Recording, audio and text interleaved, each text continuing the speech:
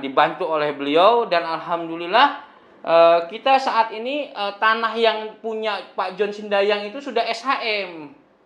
Nah, jadi sudah SHM artinya clear, dan ternyata kalau dari pengukuran BPN cuma 4,4 hektar yang ada di situ, dan insya Allah sementara ini cukup kalau buat konsumen yang ada. Jadi kita akan prioritaskan untuk proses legalitas tanahnya. Setelah ada dari Pak John Sindayang itu SHM, maka kita akan peralihan kepada Kompolnas menurunkan haknya menjadi HGB.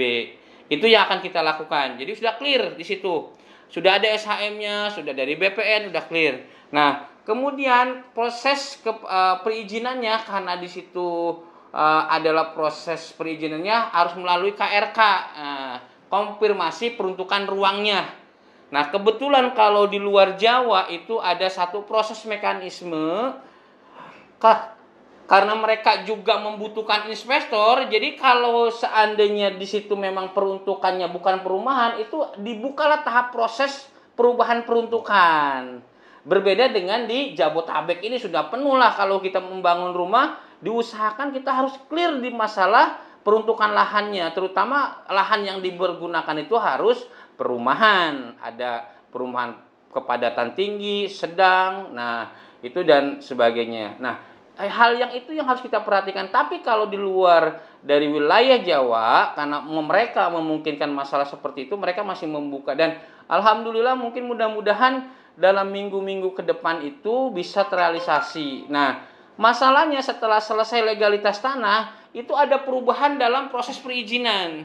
Yang tadinya kita mengenal izin membangun IMB, nah sekarang ini ada PBG. PKKPR yang dulunya ada izin lokasi, sekarang ada namanya PKPR. Nah, ini yang membutuhkan satu kesabaran. Kenapa? Perubahan itu harus dari pusat setelah keluarnya Undang-Undang Cipta Karya, bahwa ketika perubahan itu harus ada satu sinkronisasi antara kepentingan pusat dengan kepentingan daerah. Tapi ini implikasinya kepada kita sebagai pengembang-pengembang atau developer-developer yang mengharuskan proses perizinan. Ini terkendala, di daerah tidak berani mengambil keputusan. Kenapa? Terkait dengan audit, takutnya ada penyimpangan dan lain sebagainya. Dan ini butuh waktu yang lama. Ini terkait dengan masalah ini kita sudah melakukan, contohnya di Pemda Tangerang, Tiga Raksa. Hampir kita itu 5 bulan di TikTok masalahnya kebijakan itu.